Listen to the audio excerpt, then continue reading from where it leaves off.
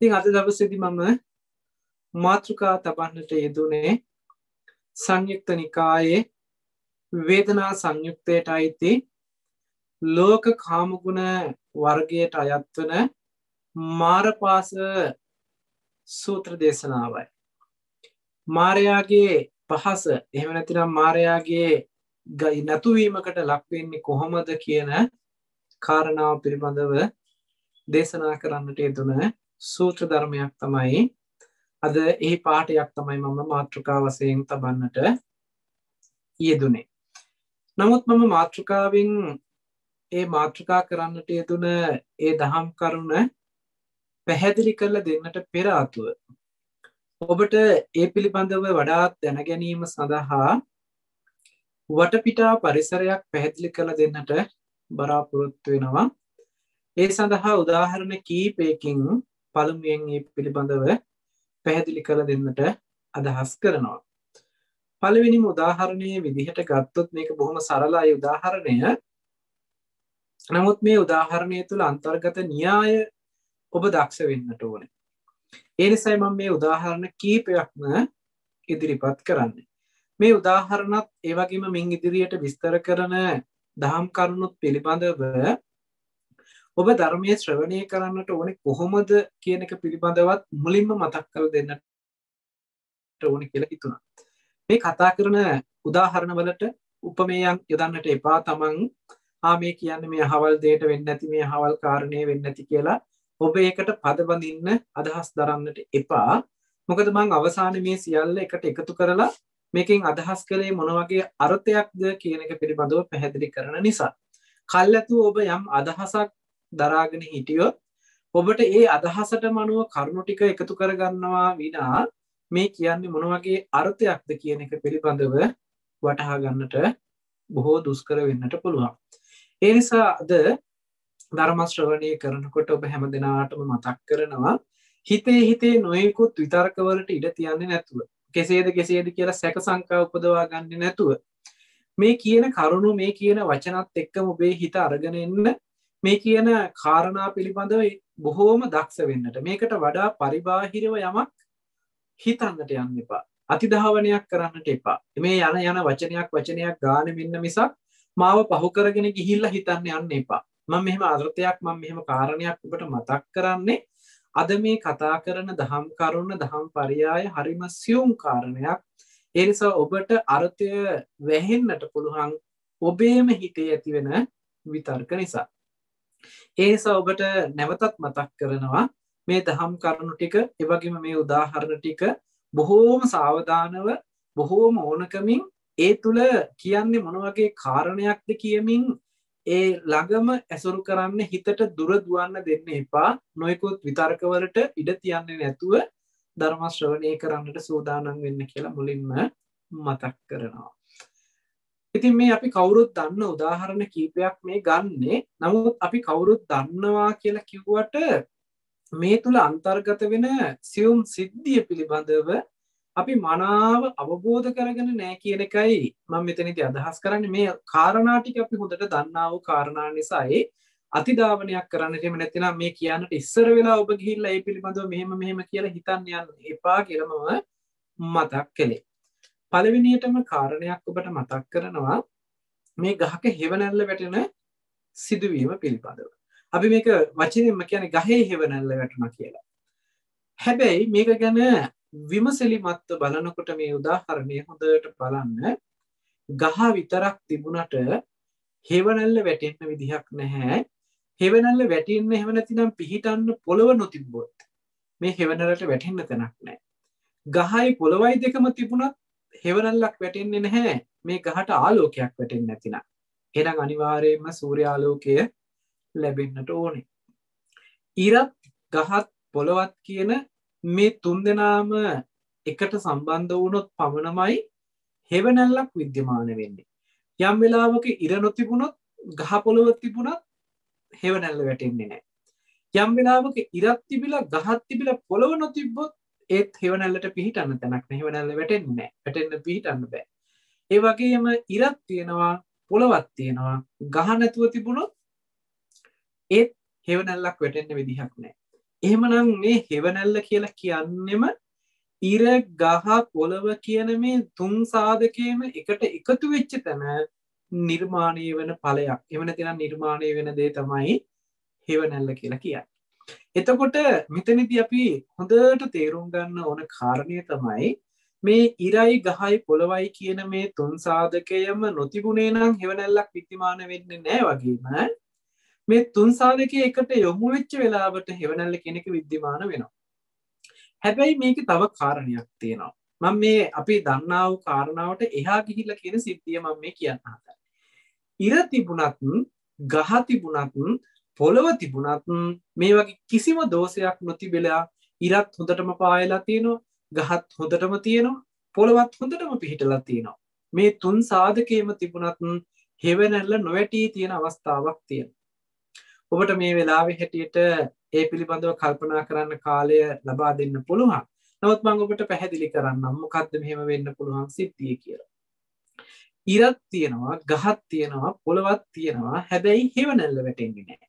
මේකට හේතුව තමයි අපි නිකන් උදාහරණයකට හිතමු මේ වෙලාව මේ දැන් අද මේ දේශනාව කරන මේ වෙලාව තුල එංගලන්තයේ උදේවරුව. අපි හිතමු කොන්න දැන් එංගලන්තයේ ඉර පායලා තියෙනවා. ගහ තියෙන්නේ මම මේ දේශනා කරන අපි හිතමුකෝ ලංකාවේ තමයි ගහ තියෙන්නේ. හැබැයි මේ වෙනකොට ඕස්ට්‍රේලියාවට රාත්‍රී වෙලා. අපි ඕස්ට්‍රේලියාවේ ඉන්න කෙනෙක් හෙවණැල්ල වැටෙනවද කියලා ඒ පොළව දිහා බලාගෙන හිටියට ඉර එංගලන්තයේ පැත්තට පායලා ගහ ලංකාවේ තිබිලා පොළව ඇමරිකා එහෙම නැත්නම් ඕස්ට්‍රේලියාව පැත්තේ තිබුණොත් මේ හෙවණැල්ල කියන එකක් विद्यमान වෙන්නේ නැහැ. මොකද ඉරක් තියෙනවා, පොළවක් තියෙනවා, ගහක් තියෙනවා. මේ තුන් සාධකේම තියෙනවා. හැබැයි හෙවණැල්ලක් වැටෙන්නේ නැහැ. එහෙමනම් හෙවණැල්ල නොවැටෙන්න හේතුව තමයි මේ ඉර, ගහ, පොළව කියන තුන් දෙනා එක තැනක හම්බ වුණේ නැහැ. තුන් දෙනා තුන් පොළක තියෙන්නේ. ඉර වෙනම පැත්තක තියෙනවා, ගහ වෙනම පැත්තක තියෙනවා, පොළව තවත් පැත්තක තියෙනවා. මේ තුන් සාධකයේ තුන් පොළක තිබුණට කවමදාකවත් හෙවණැල්ලක් බලාපොරොත්තු වෙන්න පුළුවන් කමක් ලැබෙන්නේ නැහැ. එහෙමනම් හෙවණැල්ලක් ලැබෙනවා නම් ලැබෙන්නම මේ තුන් සාධකයේම එක කෙලින් එක ළඟ එකට හම්බ වෙන්න ඕනේ. ඉරේ ඉඳන්ගෙන ආලෝකයේ ගහ මුණ ගැහෙන්නත් ඕනේ. ගහේ හරහා එන ආලෝකයේ පොළොවට පතිත වෙන්නත් ඕනේ. එතකොට තමයි මේ ගහේ එහෙම නැත්නම් ඉරත් ගහත් පොළවත් නිසා හෙවණැල්ල කියන සිද්ධියක් හම්බ වෙන්නේ. එහෙමනම් මෙන්න මේ පිළිතුර ඔබට පැහැදිලි ඇති කියලා හිතනවා. මම මේක මෙතනින් රඳවලා තියෙනවා මේ අර්ථය මට ඊළඟට දහම් කරුණු විස්තර කරන්නට අවශ්‍ය වෙන නිසා. ඊළඟ කාරණාව තමයි ඔබ ඕන තරම් දැකලා ඇති අපි හිතමු නිකන් මේක උදාහරණයකට මම ගන්නම්. මාංශ සකස් කරන කර්මාන්ත ශාලාවක් ගත්තොත් එහෙම නැතිනම් ඍදිපිලි නිෂ්පාදනය කරන කර්මාන්ත ශාලාවක් ගත්තොත් මේ කර්මාන්ත ශාලාවක එක දංගලක් වගේ එක පැත්තකින් පටන් ගත්තාම කොටස් ටික එකතු වෙලා ගිහිල්ලා නිෂ්පාදනයේ අවසානයේදී එළියට නිකුත් කරනවා. මේක දංගලක් වගේ කොටස් ටිකක් එකතු කරගෙන ගිහිල්ලා තමයි එළියට නිෂ්පාදනයක් හම්බ වෙන්නේ. අපි නිකන් උදාහරණයකට හිතමු මාංශ නිෂ්පාදනය කරන කර්මාන්ත ශාලාවක් ගත්තාම එක පැත්තකින් සත්තු ඇතුළත් කරනවා. අපි හිතමුකෝ ගවයෝ වෙන්න පුළුවන්, එළුව වෙන්න පුළුවන්, කුකුල්ලු වෙන්න පුළුවන්, ඌරෝ වෙන්න පුළුවන් යම් ආදී සතෙක් මේ කර්මාන්ත ශාලාව එක පැත්තකින් ඇතුල් කරනකොට මේ සතා ඒ දංගල වගේ ඇතුළට ගිහිල්ලා ඒ සුද්ධ වෙලා ඒ කැපිලි කෙට්ලේ ආදී දේවල් සිද්ධ වෙලා අවසානයේ එළියට නිෂ්පාදනීය විදිහට එළියට නිකුත් වෙනවයි කියලා හිතන්නකො ටින් වෙලා මාංශ ටින් වලට සකස් වෙලා එහෙම නැතිනම් පාර්සල් හැදිලා පැක් වෙලා එළියට එනවයි කියලා හිතන්න.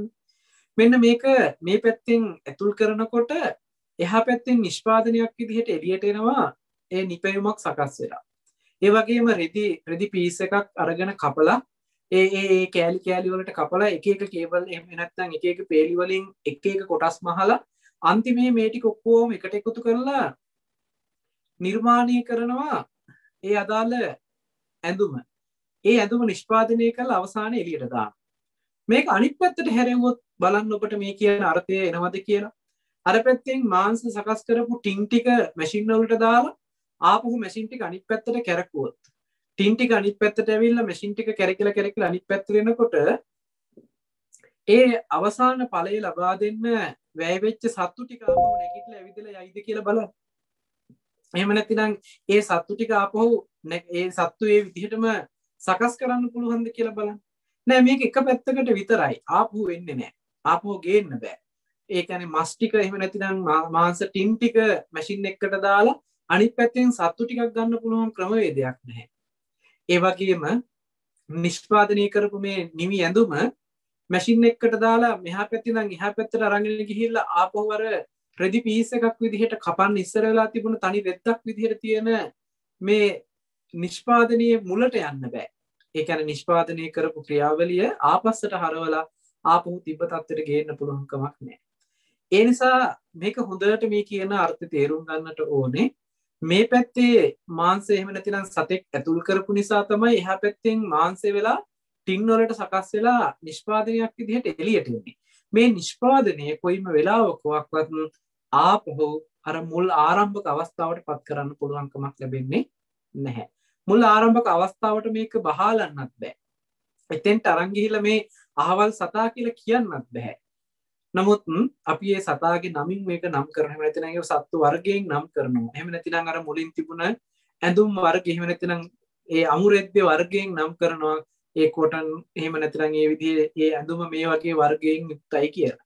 හැබැයි එහෙම නම් කළාට ඒ ඇඳුම ආපහු අර මුල් යථා තත්ත්වයට පත් කරන්න පුළුවන් කමක් ලැබෙන්නේ නැහැ. ඒ වගේම අර ටින් වලට සකස් කරපු මාංශය නැවත මුල් තිබුණ යථා තත්ත්වයට ගේන්න පුළුවන් කමක් ලැබෙන්නේ නැහැ. මේක එක පැත්තකට විතරයි යන්නේ. ආපහු හරවන්න බෑ. මේ කර්මාන්ත ශාලාවල මේ එක පැත්තකට විතරක් යන ක්‍රමවේදයක් තියෙනවා. මෙන්න මේකත් හොඳට තේරුම් ගන්න. මේ පැත්තෙන් එකතු කරන දේවල් අනිත් පැත්තෙන් නිෂ්පාදනයක් විදිහට අපිට ලැබෙනකොට ඒ නිෂ්පාදනය වෙච්ච ප්‍රතිඵලය ආපහු අනිත් පැත්තට හරවලා ඒකට හේතු වෙච්ච කාරණා ටික නැවත එළියට ගන්නවා කියන සිද්ධියක් කරන්නට පුළුවන් කමක් ලැබෙන්නේ නැහැ. මම මේ සිද්ධිය මේ පරමාර්ථ වශයෙන් කියන සිද්ධියක් නෙමෙයි. සාමාන්‍ය ලෝකේ අපි පෙන්නන සිද්ධියකට උදාහරණයක් පෙන්වන්නයි මම මේ කාරණේ ගත්තේ. මේ කාරණාවත් මට අවසානයේදී අවශ්‍ය වෙනවා මේ දහම් කරුණ පැහැදිලි කිරීම සඳහා. ඊළඟට තවත් ඔබට උදාහරණයක් ගන්නම් මම. ඒ උදාහරණය තමයි අපි කවුරුත් දවසකට වාර කීපයක් තමන්ගේ මූණ බලා ගන්න කණ්ණාඩිය පිළිබඳව. අපි කණ්ණාඩිය ළඟට ගිහිල්ලා මූණ බලනකොට මේ කණ්ණාඩියට වැටිලා තියෙන ඡායාව දිහා තමයි අපි බලන්නේ. මේ කණ්ණාඩියට වැටිච්ච ඡායාව කණ්ණාඩියේ උපවත්භාවය නිසායි. එහෙම නැත්නම් කණ්ණාඩියේ යම් වෙලාවක ඒ තියෙන ඔපේ මැකිලා ගිහිල්ලා එහෙම නැත්නම් උපවත්භාවය paludu වෙලා තියෙනවා නම් එහෙම නැත්නම් ඒ උඩින් මොනවා හරි පුස් වගේ මොනවා හරි ෆංගස් වගේ මොනවා හරි දෙයක් හැදිලා තිබුණොත් ෆේඩ් වෙලා තිබුණොත් මේ කණ්ණාඩිය අපිට මේ කණ්ණාඩිය ඇතුළට වැටෙන ඡායාව පැහැදිලිව බලා ගන්න පුළුවන් කමක් නැහැ. ඒ නිසා අපි මේ කණ්ණාඩිය හොඳට පිහදාලා නැවත උපදාලා ගත්තාම ඔන්න ආපහු හොඳට මේ කණ්ණාඩිය ඇතුළට වැටෙන ඡායාව බලන්න පුළුවන්කම තියෙනවා. එතකොට මේ ඇස් එහෙම නැතිනම් මේ කණ්ණාඩිය ළඟට අපි ගිහිල්ලා හොඳට මේ කණ්ණාඩියට නැඹුරු වෙලා අපි කණ්ණාඩියේ ඡායාව දිහා බලාගෙන අපේ මේ මූණේ තියෙන අඩුපාඩු එහෙම නැතිනම් ඒ ස්වභාවය පිළිබඳව හොඳට විමසලා බලන්න පුළුවන්කම තියෙනවා. හැබැයි එහෙම විමසලා බලන්නේ හොඳට කණ්ණාඩියට වැටිච්ච ඡායාව දිහාම බලාගෙන මිසක් කණ්ණාඩියෙන් ඔබට බලලා නෙමෙයිමයි. කණ්ණාඩිය දිහා බලලා කණ්ණාඩියට වැටිච්ච ඡායාව දිහාමයි අපි හොඳට අවධානය යොමු කරලා තියෙන්නේ. අපි යම් වෙලාවක මූණ බලන්න ඕනකම තියෙනවා නම් අපි යන්නේ කණ්ණාඩිය ළඟට. මොකද කණ්ණාඩිය ළඟට යන්නේ කණ්ණාඩියේ මූණ තියෙන හින්දාද? ඒ කියන්නේ කලින් මූණ අපි බලනකොට ඒ කණ්ණාඩියේ කලින් අපි බලපු මූණ ඉතුරු වෙලා තියෙනවා එතන. ඒ රූපේ වැටිලා තියෙනවා. ඒ නිසා අපිට ගියොත් කණ්ණාඩිය ළඟට ඒ පරණ රූපය අපෝ බලන්න පුළුවන් කියන අදහසින්ද අපි කණ්ණාඩිය ළඟට යන්නේ. නෑ එහෙම අදහසක් අපි ළඟ ඉතුරු වෙන්නේ නැහැ. මොකද අපි දන්නවා කණ්ණාඩිය ළඟට ගියාමයි කණ්ණාඩියට ඡායාව වැටෙන්නේ. කණ්ණාඩිය ළඟින් එළියට ආපු ගමන්ම කණ්ණාඩිය ඇතුලේ ඡායාව ඉතුරු වෙන්නේ නැහැ. හැබැයි මේ ඡායාව කණ්ණාඩියට වැටුණ ඡායාව නැති කරන්න සඳහා එහෙම නැතිනම් මේ ඡායාව නැති කරවීම පිණිස එහෙම නැත්නම් ඉතින් අයින් කරන්න අපිට අමතරයෙන් දරන්න වෙහෙසක් අවශ්‍ය නැහැ. ඒ වෙනුවෙන් අපිට විශේෂයෙන් කරන්න කියලා ක්‍රියාවලියක් නැහැ. කණ්ණාඩිය ඉදිරියට ගියාම කණ්ණාඩිය ඇතුලේ ඡායාව වැටෙනවා. කණ්ණාඩිය ළඟින් අයින් වෙනකොටම ඒ ඡායාව නැති වෙලාම යනවා. එහෙම නැත්නම් අපි කණ්ණාඩිය ළඟට ගිහිල්ලා මේ අපි යනකොට ඡායාව ඉතුරු වෙනවා. ඒ ඡායාව අපි මකලා දාන්න ඕනේ. එහෙම නැත්නම් පිහලා දාන්න ඕනේ, හොදලා දාන්න ඕනේ, අතු ගාලා දාන්න ඕනේ කියලා මේ කණ්ණාඩියේ වැටිච්ච ඡායාව නැති කරන්න අපිට කිසිම දෙයක් කරන්න අවශ්‍ය නැහැ. කරන්න තියෙන එකම දේ තමයි කණ්ණාඩිය ළඟින් අයින් වෙන එක විතරයි. කණ්ණාඩිය ළඟට යන නිසාම කණ්ණාඩිය ළඟට ඡායාව වැටෙනවා. කණ්ණාඩිය ළඟින් අයින් වෙන නිසාමයි කණ්ණාඩියට වැටෙන ඡායාව නැතුව යන්නේ. එහෙමනම් මෙන්න මේ කණ්ණාඩියට වැටෙන ඡායාව පිළිබඳව අපි මේක හොඳට දන්නා වූ කාරණයක්. නමුත් මේ කණ්ණාඩියට වැටෙන ඡායාව වැටීම සඳහා එහෙම නැතිනම් ඡායාව ලබා ගැනීම පිණිස තමයි මේ කණ්ණාඩිය කියන එක හදලා තියෙන්නේ. එහෙම නැතිනම් අපි උදාහරණයකට ගමු. විශාල කළු ගලක් දිහා අපි කළු ගලක් ළඟට ගිහිල්ලා මේ කළු ගල ළඟට ගිහිල්ලා හිටගත්තාම කළු ගලේ අපේ රූපේ ඡායාව වැටලා පේන්නේ නැහනේ. මේ කියන්නේ හෙවණැල්ල නෙමෙයි. අර කණ්ණාඩිය වගේ අපිට පේන ඡායාව මට්ටම. මේ කළු ගල ළඟ අපිට එහෙම පේන්නේ නැහැ.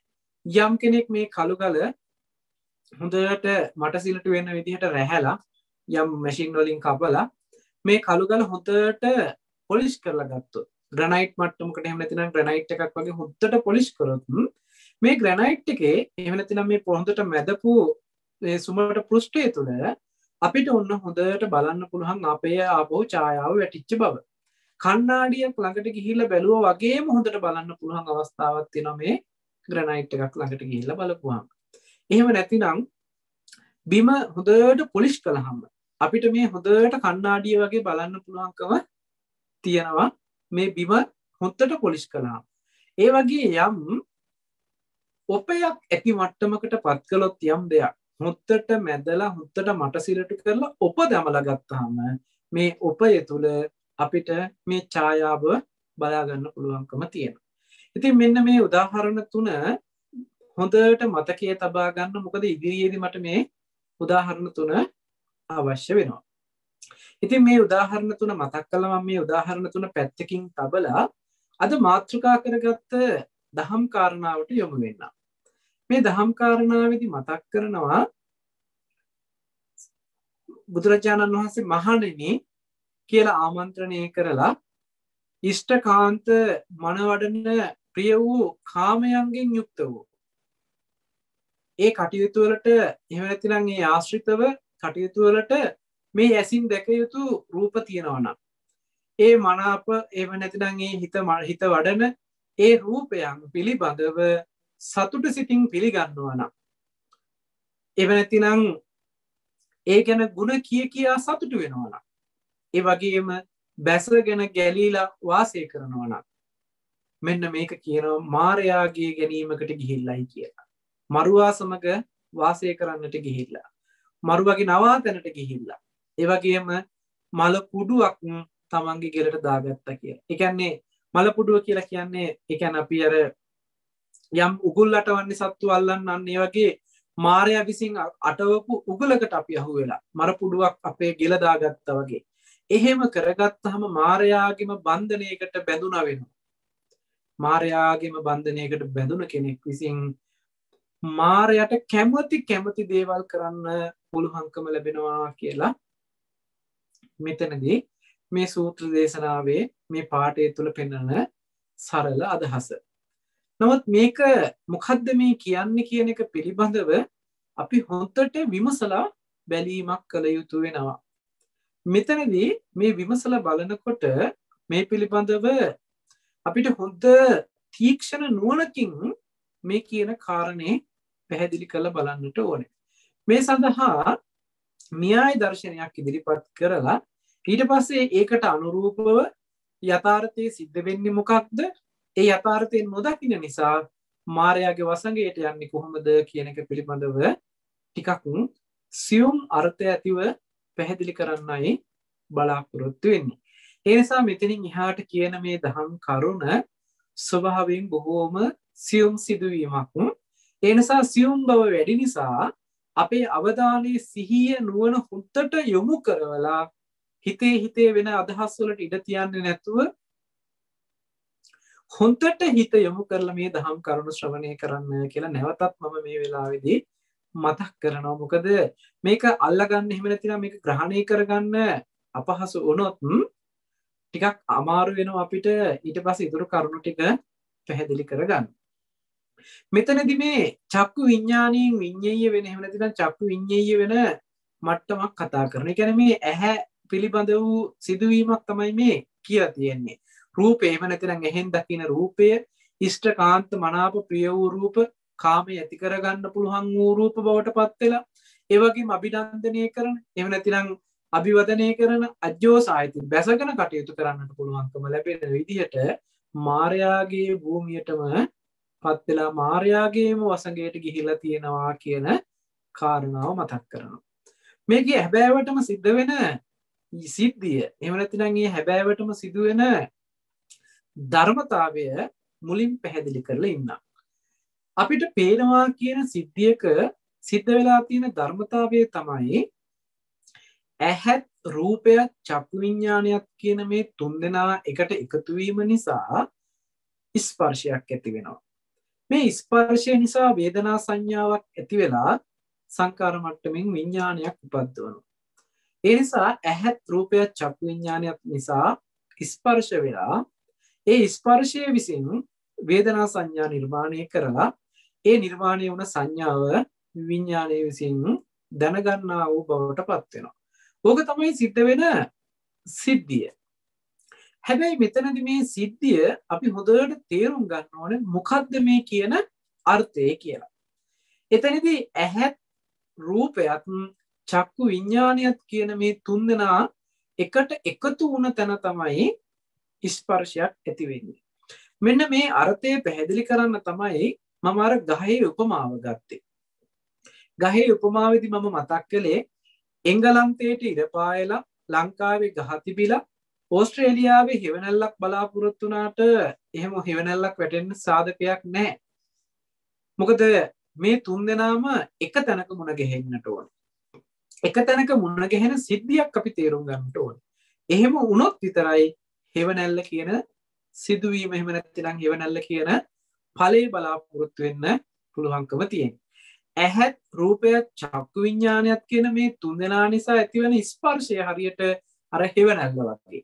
මෙතනදි හොඳට අර්ථ ගන්න ඕනේ මෙතන ගහේ හෙවණ එහෙම නැත්නම් ගහත් ඒ කියන්නේ ඉරත් ගහත් පොළවත් නිසා ඇතිවන හෙවණැල්ල වගේ කියලා හෙවණැල්ල උපමා කළේ මෙන්න මේ ඇතිවෙන ස්පර්ශය පැහැදිලි කරන්න. එතනදී ඉරත් ගහත් පොළවත් කියලා සඳහන් කළේ මේ ඇහත් රූපයත් චක්කු විඥානයත් කියන සිද්ධි තුන පැහැදිලි කරන්න. එතකොට මෙතනදී කොහොමද මේ ඇහැ රූප චක්කු විඥාන කියන තුන්දෙනා එක තැනක හම්බ වෙන්නේ? අපි අද වර්තමානයේදී මේ ගන්න අර්ථයේ පොඩි වෙනසක් තියෙනවා. ඇහැ කියලා මේ පැත්තට අත දික් කරනවා. ඇහැට පේන රූපේ කියලා මේ පැත්තට අත දික් කරනවා. ඇහත් රූපයත් එතෙන්ට යොමු වෙන චක්කු විඥානයත් කියලා තමයි අපි කතා කරන්නේ. ඇහැ රූප චක්කු විඥානය කියලා මේ දෙන්න එකතු කරන්නේ චක්කු විඥානය කියලා තමයි ගන්න. එතකොට ස්පර්ශය බැහැර වෙච්ච ස්පර්ශයක් වෙනවා. නමුත් මේකේ දෝෂයක් තියෙනවා. මෙතන ගන්න අර්ථයන් වල පුංචි පටලවිල්ලක් තියෙනවා. ඒ පටලවිල්ල ලියන්න තමයි මම අර කණ්ණාඩිය පිළිබඳව කතා කරපු උපමාව ගත්තේ. එතකොට අපි කණ්ණාඩියේ ඉස්සරහට ගිහිල්ලා කණ්ණාඩිය දිහා බලපුවාම කණ්ණාඩියට වැටලා තියෙන ඡායාවම අපිට පේනවා මිසක් කණ්ණාඩියෙන් ඔබ්බේ වූ දෙයක් අපි බලලා නැහැ කණ්ණාඩිය ඇතුලේ. කණ්ණාඩියට වැටෙන ඡායාවමයි අපි බලලා තියෙන්නේ. එහෙමනම් මේ ඉස්සරහින් තිබුණයි කියලා අපි කිව්වට ඒ රූපෙ පිළිබඳව අපි දැකලවත් නැහැ. ඒ සතර මහා ධාතු වලින් රාශි වෙච්ච රූපයේ සටහන මේ ඇහැට වැටිලා තියෙන එහි ඡායාව මට්ටමට. අපි සාමාන්‍යයෙන් දන්නවා මේ ඇහැ කියන්නේ ප්‍රසාද මට්ටමක් චක්කු ප්‍රසාදය කියලා. මේ චක්කු ප්‍රසාදයේ හැදිලා තියෙන්නේ මේ ඉස්සරහට එන රූපවල එහෙම නැත්නම් මේ ඉස්සරහ තියෙන සතර මහා ධාතු රූපයේ ඡායාව වට ගන්න පුළුවන් විදිහට තමයි ප්‍රසාදය හැදිලා තියෙන්නේ. ඒකට චක්කු ප්‍රසාදය කියලා කියනවා. මේකේ කෘත්‍යය තමයි හරියට කණ්ණාඩියේ ඒ මූණ බලන්න පුළුවන්කම ලැබෙන. එහෙම නැත්නම් ඒකට ඡායාවක් වැටෙන විදිහට මේ කණ්ණාඩිය උපවත් වෙලා තියෙන්නේ. එහෙම නැතිනම් ඒ කණ්ණාඩිය තුල ඡායාව වැටෙන්න පුළුවන් වෙන විදිහට රසදිය ආලේප කරලා ඒක තුල අර වැටෙන ඡායාව පතිත වෙන්න පුළුවන් පරිසරය හදලා තියෙනවා. අන්න ඒ වගේම සිද්ධියක් මේ ඇහැ කියලා කියන්නේ. ඇස් ඉදිරි පිටට එන ඕනෑම රූපයක ඒ සතර මහා ධාතු රාශි වෙලා තියෙන හැඩයට අදාළ වෙන විදිහට ඡායා මාත්‍රයක් මේ ඇහැ ඇතුළට වැටෙන්න ප්‍රතිබිම්බයක් විදිහට එන්න නැතිනම් ඡායාවක් විදිහට වැටෙන විදිහට තමයි මේ ඇහි ප්‍රසාදය හැදිලා තියෙන්නේ. මොකද මේ බහැර රූප තිබ්බ පමණකින් මේ ඡායාව වැටෙන්නේ නැහැ. මේ ඇහැට ඡායාව වැටෙන්න නම් ආලෝකයේ තිබිය යුතුම වෙනවා. ආලෝකයේ මේ බහැර තියෙන රූපයකට වැටිලා එයින් එන ආලෝක පරාවර්තනය තමයි මේ ඇහැ ඇතුළට වැටෙන ඡායා මට්ටම කියලා කියන්නේ. එතකොට ඇහැ කියලා කියන්නේ මෙන්න මේ වැටෙන ප්‍රසාදය. එහෙම නැත්නම් සකස් කරන උපය තමයි චක්කු ප්‍රසාදය කියලා කියන්නේ. මෙන්න මේ චක්කු ප්‍රසාදයට වැටුණ ඡායාව තමයි රූපය කියලා කියන්නේ. සතර මහා ධාතු වලින් සකස් වෙලා උපනංවපු එහෙම නැතිනම් උපාදාය මට්ටමටපත් කරපු රූපය තමයි මේ ඇහැට වැටුණ වර්ණ රූපය. සතර මහා ධාතු නොතිබුණේ නම් මෙහෙම වර්ණ රූපයක් වැටෙන්නේ නැහැ. නමුත් අපිට පේන්නේ හැම වෙලේම මේ ඇහැට වැටුණ වර්ණ රූපය. ඒකයි ඇහැත් රූපයක් කියලා කියනකොටම ඇහැට පෙනිලා තියෙන වර්ණ රූපයක් විතරමයි. අර ආලෝකයේ විසින් මේ ඇහැට පතිත කරපු ඇහි ප්‍රසාදයට පතිත කරවපු ඒ ඡායාව විතරමයි මේ ඇහැට හම්බ වෙලා තියෙන්නේ. එතකොට ඔන්න ඇහැට වැටෙන ඡායාව කියන රූපෙත් මේ දෙක එකට එක ළඟ හම්බෙලා තියෙන. ඇහෙදිමයි හම්බ වෙන්නේ. කණ්ණාඩියට වැටෙන ඡායාවත් කියන මේ දෙකම කණ්ණාඩිය ළඟ තියෙන්නේ. අපි හිත යොමු කරන්නේ කණ්ණාඩියටනේ. අපි රූප බලන්න කියලා හිත යොමු කරලා තියෙන්නේ කණ්ණාඩිය පැත්තට. හිත යොමු කරන්නේ කණ්ණාඩියට. කණ්ණාඩිය කියලා කියන්නේ උපවත් වෙලා තියෙන තැන. ඡායාව වැටලා තියෙන්නේ කණ්ණාඩියටමයි. එතකොට ඔන්න දැන් තුන් දෙනාම මේ එක ළඟ එකතු වෙලා තියෙනවා. ඒ වගේ ඇහැට වැටුණ ඡායාවත් එතෙන්ට යොමු කරපු චක්කු විඥානය කියන මේ තුන් දෙනාම මේ ඇහැ ළඟදී මුණ ගැහෙනවා. මේ තුන් දෙනාම එකම තැනකදී මුණ ගැහෙන කොටයි ඵලයක් හැදෙන්නේ ස්පර්ශය කියලා. ඒකයි තින්නම් සංගති පස්සෝ කියලා කියන්නේ මේ තුන් දෙනාගේ එකතු වීම ස්පර්ශයයි කියලා. අපි මේක දැක්කොත් ඇහැ මේ පැත්තේ රූපේ මේ පැත්තේ චක්කු විඥානේ තවත් කොයි පැත්තක හරි තියෙනවා කියලා ගත්තොත් මම අර කිව්ව උදාහරණේ වගේ ඉර පායලා තියෙනවා එංගලන්තයට, ගහ තියෙනවා ලංකාවේ, ඕස්ට්‍රේලියාවට වෙලා හෙවණැල්ල වැටෙනකම් බලන් හිටියට මේක කවදාකවත් සිද්ධ වෙන සිද්ධියක් නෙමෙයි. තුන් පොලක මේ කාරණා තුන තියාගෙන කවදාක්වත් හෙවණැල්ලක් ප්‍රාර්ථනා කරන්න බෑ. හෙවණැල්ලක් ලැබෙන්නේ නැහැ. ඒ වගේ ඇහැ මේ පැත්තේ තියාගෙන රූපය හරි ගොඩාක් ඈත කෙලවරේ රූපේ තියාගෙන අපි ඈත පේනවා කියලා ගොඩාක් ඈත පේනවා කියලා කතා කරනවානේ. ඒ තියෙන රූපයක් දැක්කේ කියලා. එච්චරකට එහා ඈත තියෙන රූපෙකුයි මෙහා පැත්තේ කෙලවරේ තියෙන මේ ඇහැයි ඒ දෙක සම්බන්ධ කරන්න විඥානයක් තව කොහෙන් හරි සම්බන්ධ කරලා මේ තුන්දෙනා එකතු වෙච්ච නිසා ස්පර්ශයක් වෙනවා කියලා කිව්වොත් හරියට එංගලන්තේ ඉරපායලා ලංකාවේ තියෙන ගහේ හෙවණැල්ලක් ඕස්ට්‍රේලියාවට වැටෙනවා කියලා කිව්වොත් ඒක හරි වෙන්න ඕනේ. ඒක නිවැරදි වෙන්න ඕනේ.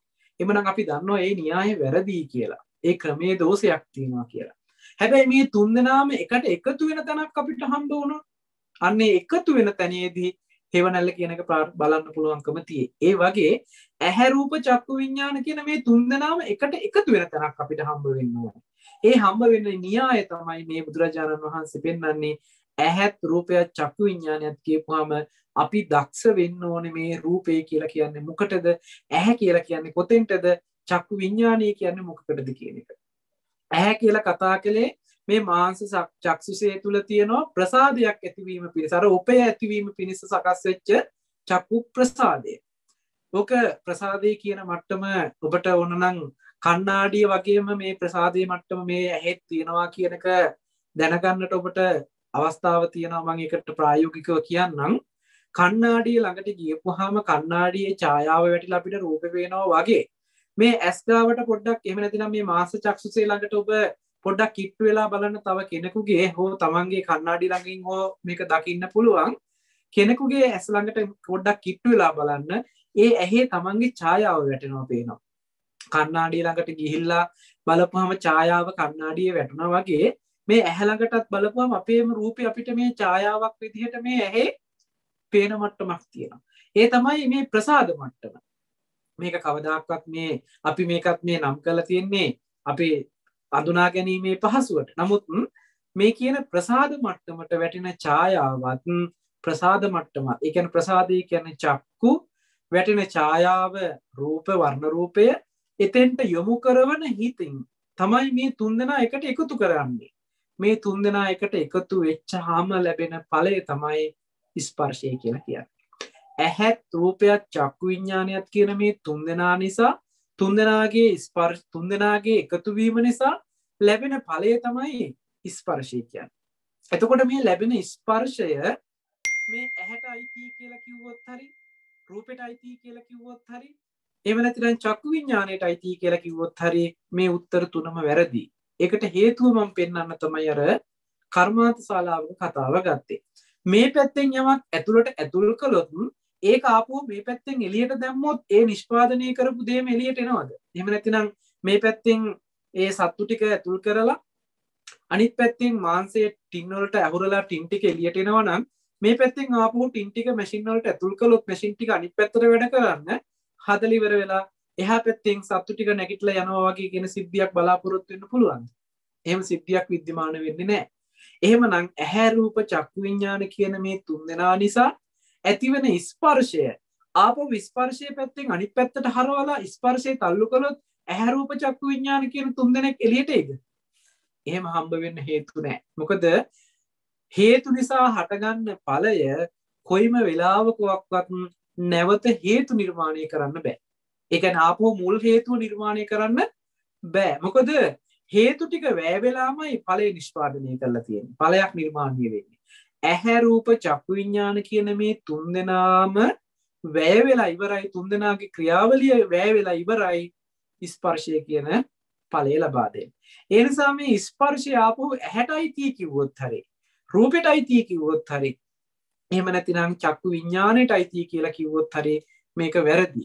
අර වැටෙන හෙවණැල්ල ගහටයි tie කිව්වොත් හරි පොළොවටයි tie කියලා කිව්වත් එහෙම නැතිනම් ඉරටයි tie කියලා කිව්වත් මේ උත්තර තුනම වැරදි. හැබැයි ඉරයි ගහයි පොළොවයි කියන මේ තුන්දෙනාටම අයිති නැති තුන්දෙනා ළඟම නොතිබුණ ඵලයක් තමයි මේ තුන්දෙනා එකතු වුණාම හම්බ වෙලා තියෙන්නේ. ඒ හම්බ වෙච්ච ඵලයට කියනවා හෙවණැල්ල කියලා. හැබැයි මේ හෙවණැල්ල කොයිම වෙලාවකවත් ඉරට අයිතිත් නැහැ, පොළොවට අයිතිත් නැහැ, ගහට අයිතිත් නැහැ. හැබැයි මේ තුන්දෙනාට අයිති නොවුනට මේ තුන්දෙනා නැතුව පවතින එකකුත් නෙමෙයි. ඒකයි මේ හේතුඵල ධර්මයේ තියෙන විශේෂත්වය. හේතු නිසා ඵලය හටගන්නවා. හැබැයි ඵලය තුල හේතු දකින්න බෑ. ඵලය තුල හේතු තියෙන්න බෑ. ඵලය තුල අර මුල් හේතු ටික ඒ හේතුවෙන්ම හැදිච්ච ඵලයක් මිස ඒ ඵලය නැවත හේතු වලට බහාලන්න බෑ. මේක මේ ගහේ හෙවණැල්ල කියලා හෙවණැල්ල ගහට අයිති කළොත් ඒත් වැරදි. මේ හෙවණැල්ල ඉර නිසානේ එහෙනම් ඉරට අයිති කියලා ඉරට අයිති කළොත් ඒත් වැරදි. මේ හෙවණැල්ල පොළොවේනේ තිබුණේ එහෙනම් මේක හෙවණැල්ල අයිති පොළොවට කියලා කිව්වොත් ඒත් වැරදි. මොකද පොළොව විතරක් තිබුණාට හෙවණැල්ල හම්බ වෙන්නේත් නැහැ. ගහ විතරක් තිබුණාට හෙවණැල්ල හම්බ වෙන්නේත් නැහැ. ඉර විතරක් තිබුණාට හෙවණැල්ල හම්බ වෙන්නේ නැහැ. මේ තුන්දෙනාම එකට එකතු වෙන්නත් ඕන. තුන්දෙනා තුන් පොළක හිටියට හෙවණැල්ල හම්බ වෙන්නේත් නැහැ. මේ තුන්දෙනා එක කෙලින් එක පෙළට හම්බ වුණාම තමයි හෙවණැල්ල කියන එක විද්‍යමාන වෙන්නේ. එහෙනම් ඇහත් රූපයත් චක්කු විඥානයත් කියන මේ තුන්දෙනාම එකට එක තැනක මුණ ගැහෙනවා නම් ඇහත් රූපයත් චක්කු විඥානයත් කියපු ගමන්ම ඔබ අර්ථය ගන්න මේ අද මතක් කරපු අර්ථය. ඇහැ කියලා කිව්වහම මේ අර කණ්ණාඩියේ උපවත්භාවයේ වගේ මේ ප්‍රසාද චක්ෂුසේ ප්‍රසාදය. ඒ ප්‍රසාදයටම වැටුණ ඡායාව තමයි රූපය කියලා කියන්නේ. ඇහැට හම්බ වුණ රූපේ ඒක. ඇහත් රූපයත් එතෙන්ට යොමු කරවපු හිත. එතකොට මේ තුන්දෙනාම එක තැනකදී හම්බ වෙන්නේ. රූපේ සතර මහා ධාතු රූපේ හෙවණැල්ල ගෙන්න ගන්නවා ඇහැ ළඟට. එහෙම නැත්නම් හෙවණැල්ල වැටෙන්නේ ඇහැට. එහෙම නැත්නම් ප්‍රසාදයට. එතකොට ප්‍රසාදයක් තියෙන්න ඕනේ. එතනට වැටිච්ච හෙවණැල්ල තියෙන්නත් ඕනේ. ඒ විතරක් නෙමෙයි එතෙන්ට යොමු කරපු හිතක් තියෙන්නත් ඕනේ. සවිඥානික වෙන්න ඕනේ මේ ක්‍රියාවලිය. එතෙන්ට යොමු කරපු හිතක් තියෙනකොට මේ තුන්දෙනාගේම එකතුව තුන්දෙනාම එකට එකතු වෙන තැන ස්පර්ශය කියන සිද්ධියක් හම්බ වෙනවා. යම් වෙලාවක ස්පර්ශයක් ඇති වෙනවා නම් ඒ ස්පර්ශය නිසා වේදනාවක් සංඥාවක් උපද්දවනවා. එතකොට ස්පර්ශයේ හේතු වෙලා තමයි වේදනා සංඥා දෙක උපදින. එතකොට වේදනාවයි සංඥාවයි ස්පර්ශයට අයිති කියලා ස්පර්ශයට බහලවුවොත් ඒත් වැරදි උත්තරේ. මොකද ස්පර්ශය නිසා හැදිච්ච එකක ඵලයක් නම් වේදනාව සංඥාව කියලා කියන්නේ වේදනාව සංඥාව නැවත ස්පර්ශයට බහලන්න බෑ.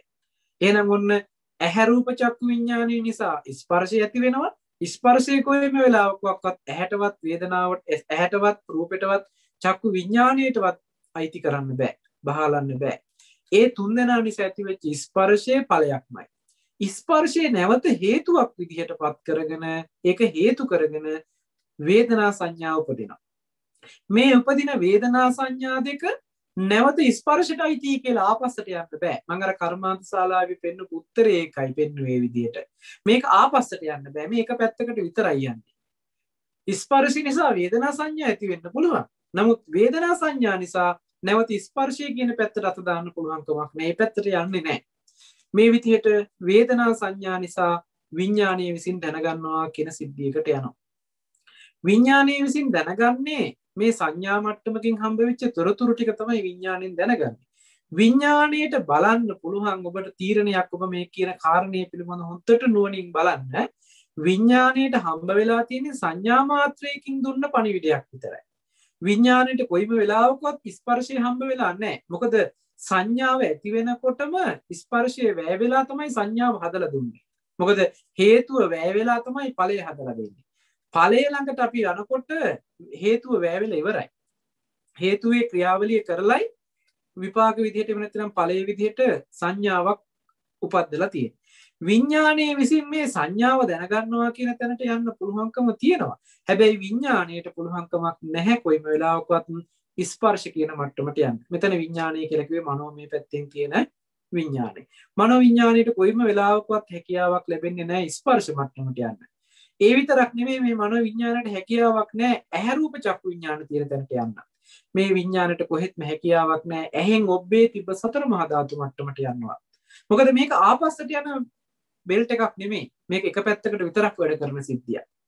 විපාක මට්ටමේ සිද්ධිය ඇහැ රූප චක්කු විඥාන නිසා ස්පර්ශ වෙලා ස්පර්ශය නිසා වේදනා සංඥා ඇති වෙලා වේදනා සංඥා කියන කාරණා විඥානයේ විසින් විඤ්ඤාය වෙනවා දැනගන්නවා හඳුනා ගන්නවා කියන සිද්ධියකට යනවා. මේ විදිහට හඳුනාගත්තු සිද්ධිය ආපස්සට හරවලා මේ හඳුනාගත්තේ මේ ඇස් ඉදිරි පිටට ආපු සතර මහා ධාතුව කියලා කිව්වොත් වැරදි. මොකද සතර මහා ධාතුව කොයිම වෙලාවකවත් විඥාණයට හම්බ වෙලා නැමයි. මනෝ විඥාන මට්ටමට සතර මහා ධාතුව හම්බ වෙලාත් නැහැ. ඇහැ රූප චක්කු විඥානිය හම්බ වෙලත් නැහැ. ස්පර්ශය හම්බ වෙලත් නැහැ. මේ විඥාණයට හම්බ වෙලා තියෙන සංඥා මාත්‍රයක් විතරයි. එහෙනම් මේ සංඥා මාත්‍රයකින් මේ විඥානය දැනගත්තා කියන සිද්ධියක් විතරයි විඥාන මට්ටමේ අත්දැකීම තියෙන්නේ. හැබැයි මේ සංඥාව උපද්දවන්න නම් අනිවාර්යයෙන්ම ස්පර්ශය කියන එක වෙන්නට ඕන. ස්පර්ශය ඇති වෙන්නට නම් ඇහැ රූප චක්කු විඥානය කියන තුන්දෙනා එකතු වෙන්නට ඕන. මේ තුන්දෙනා එකතු නොවුනේ නම් ස්පර්ශයක් වෙන්නේ නැහැ. ස්පර්ශයක් නොවුනේ නම් වේදනා සංඥාවක් උපදින්නේ නැහැ. සංඥාවක් නොඋපදුනා නම් විඥානයක් උපදින්නේ නැහැ. හඳුනා ගැනීමක් වෙන්නේ නැහැ. එහෙමනම් ඔන්න හේතු නිසා හට ගන්නවා හේතු නැති වෙනකොට නැති වෙනවා කියන සිද්ධියක් මෙතන තියෙනවා. මෙන්න මේ කියන යථාර්ථ සිද්ධිය විපාක මට්ටමේ පවතින මේ සිද්ධිය අහලා දැනගත්තේ නැතිනම් යම් කෙනෙක් අශෘතවත් පෘථග්ජනයා කියලා කියනකොට අහලා දැනගත්තේ නැහැ මේ කෙනා. ශ්‍රුතවත් ආර්ය ශ්‍රාවකයෙක් උනේ නැහැ. බුදුරජාණන් වහන්සේගෙන් හෝ ඒ මග වැඩිය ආර්යයන් වහන්සේ නමකගෙන් සත්පුරුෂයෙකුගෙන් හෝ සත්පුරුෂ ධර්මයකින් හෝ මේ කියන කාරණේ මේ පණිවිඩය අහලා දැනගත්තේ නැති වුණාම ඔන්න දැන් තමයි මායාවේ භූමියට යන විදිය කියලා දෙන්න හදන්නේ. මෙන්න මේ කියන සිද්ධිය නොදකින්නකොට විඥානය කියලා කියන්නේ හැම වෙලේම මායාවක්. මැජික් කාර්යයක්. විඥානය කියන එක හැම වෙලේම මවලා දෙනවා. තියෙන දෙයට වඩා අලුතෙන් දෙයක් උපද්දවනවා. හදලා මවල නිර්මාණය කරනවා. විඥාණයට ලැබිච්ච නැති අත්දැකීම් මාත්‍රයකින්වත් හම්බ නොවිච්ච කාරණා ටික විඥානීය විසින් දැන් නිර්මාණය කරලා දෙනවා. මොකද මේ යථාර්ථය දකින්න නුවණ නැති හින්දා. නුවණ නැහැ කියලා කියන්නේ චතුරාර්ය සත්‍ය දකින්න නුවණ නැහැ කියලා කියන්නේ අවිද්‍යාව යෙදුනා. අවිද්‍යාව යෙදෙනකොටම අවිද්‍යාව කියලා කියන්නේ ඇත්ත නොපෙන්නනවා කියන කාරණේ. ඇත්ත වහලා දානවා විතරක් නෙමේ බොරුවක් ඇත්ත කරන සිද්ධියකුත් තියෙනවා. දැන් මේ විඥාණයට ඒ කෘත්‍ය පවර්ලා තියෙනවා. ඇත්ත නොදකපු නිසා බොරුවක් ඇත්ත කරන ක්‍රියාවලිය පවර්ලා තියෙනවා. ඒ නිසා දැන් ඔන්න විඥාණය මොකද කරන්නේ? රූපෙට බැස ගන්නවා. රූපෙට බැස ගන්නවා කියන තැනකින් මේ ඇහැට වැටුණු ඡායා මාත්‍රයකින් කියන රූපෙවත් දන්නේ නැහැ. එතෙන්ට නෙමෙයි නතර වෙන්නේ. ඒ ඡායා මාත්‍රය ඇති කරවීම පිණිස සකස් වෙලා තිබුණ සතර මහා ධාතුව කියන තැනටම යනවා. මේ විඥාණය එතෙන්ට යනවා කියලා කිව්වෙ එතෙන්ට යනවා නෙමෙයි ඇත්තටම ඒ මට්ටමින් ප්‍රපංච කරනවා.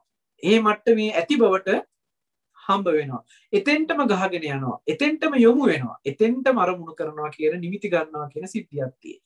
දැන් මෙන්න මේ විඥාණය රූපය කියන තැනට පරිබාහිරව පවතින ඇහෙනුත් පරිබාහිරව පවතින සතර මහා ධාතු රූපය කියන තැනට යොමු කරපුවාම සතර මහා ධාතු කවදාක්වත් ඇහෙන් දකින්න පුළුවන් කක්වත් නෙමෙයි. ඇහෙන්වත් දකින්න බැරි සතර මහා ධාතුව පැත්තට නැඹුරු වෙලා වස්තු කාරණා ද්‍රව්‍ය කාරණා සත්වය පුද්ගලයෝ දේවල් කියන තැනකින් මේ විඥාණය අරමුණු කරනවා නිමිති ගන්නවා. මේ අහවල් කෙනා මේ අහවල් කෙනා මේ අහවල් දේ මේ දේ කියලා දැන් ඔන්න ටට්ටක් ගාලා හිත ඇතුලේ ප්‍රපංච ටිකක් හදනවා. දැන් මේ සිද්ධ වෙච්ච සිද්ධිය දන්නේ නැහැ. විපාක මට්ටමින් වෙච්ච යථාර්ථ සිද්ධිය දන්නේ නැහැ. දැන් නිර්මාණය කරනවා. මේ විදිහට ඇහැට ඔබෙන් තියෙන සතර මහා ධාතු මට්ටමේ තියෙන තැනකට සත්වය පුද්ගලයෝ ද්‍රව්‍ය කාරණා කියන මට්ටමකින් බැස්සහම එතන තියෙන දෝෂය මුළු කාම ලෝකයක්ම හදා ගන්නවා. දැන් ඔන්න උතරින් නිර්මාණය වෙනවා මුළු කාම ලෝකෙම. දැන් මේ කාම ලෝකෙ පිළිබඳව අභිනන්දති අභිවදති අජ්ජෝසායතිට්ඨති. සතුටු වෙන්න පුළුවන්, ಗುಣ කියා සතුටු වෙන්න පුළුවන්, ඒ තුලට බැහැගෙන කටයුතු කරන්න පුළුවන්. දැන් ඔන්න මායාවේ භූමිය සකස් කරලා ඉවරයි. දැන් මේ මායාවේ භූමියට බැහැලා මායාවේ භූමිය තුලම මායාවේ වසඟේම මායාවේ ජීවිතේම කරගෙන අපි ජීවත් වෙනවා. මායාවේ ගෙදරටම ගිහිල්ලා අපි දැන් ඉන්නේ. මේ විදිහට මායාවේ භූමියට ගිහිල්ලා ඉන්නකොට මාරයා කැමති දේවල් කරන්න උප්පරිමේ මාරයට අවස්ථාව තියෙනවා. මේ කෙලස් ටික නිර්මාණය කරලා මෙතන ඉඳන් අපිට ඕන තරම් කාමාවචර කර්ම කරමින් සතර මහා පාය යන්න පුළුවන් අවස්ථා තියෙනවා. ඒ වගේම කාමාවචර කුසල කර්මයන් කරමින් සුගතිය යන්නත් පුළුවන්කම තියෙනවා. හැබැයි කොහොම වෙතත් මේ භූමිය කාමාවචරයි. දැන් මේ කෙනා මේකේ හැසිරෙන පුද්ගලයෙක් බවට පත් වෙලා කාමයේ හැසිරෙන්නෙක් බවට පත් වෙලා කාමයේම හසුරවලා කාමයේම භුක්ති විඳින කාමයේම ජීවිතය කරගත්ත ජීවිතයක් බවට දැන් පත් වෙලා තියෙනවා. මොකද්ද මෙහෙම වෙන්න දෝෂේ?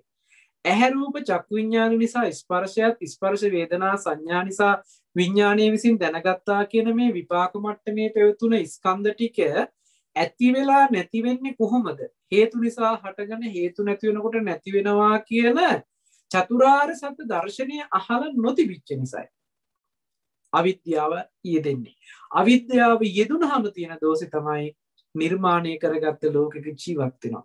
එහෙමනම් දැන් කාම ලෝකයක්ම හදාගෙන ඇති බවට ඉතුරු කරගෙන ඒකේ හැසිරෙන්න පුළුවන් මට්ටම හදලා තියෙනවා. මේ මායාවේ භූමිය. දැන් මෙතනදී පෙන්නනවා ඔන්න චක්කු විඥාණයෙන් විඤ්ඤාය වෙලා රූප ඉත්තකාන්ත මනාප. ඒ කියන්නේ කැමැති ප්‍රියමනාප ප්‍රිය වූ රූප මනාපෝ මනවඩන රූප කාමයේ සංතරපණය කරන්න පුළුවන් රූප ඕන තරම් දැන් අපිට මේකේ හම්බ වෙලා තියෙනවා. හැබැයි ඇත්තටම වෙලා තියෙන්නේ පේනවා කියන තැනක මොකද්ද? මේ කාම රූප කොයි වෙලාවකවත් සතර මහා ධාතු වල තියෙන තැනක කොයි වෙලාවකවත් පෙනිලා නැහැ. පෙනිලා තියෙන්නේ ඇහැට වැටුණ ඡායාවක ඒ ඡායාවකට හිත යොමු කරපු නිසා ස්පර්ශයක් වෙලා ඒ ස්පර්ශයේ වේදනා සංඥාවක් බවට පත් වෙලා ඒ සංඥා විඥානයේ විසින් හඳුනාගත් එකක් තමයි හැබෑවටම සිද්ධ වෙච්ච සිද්ධිය.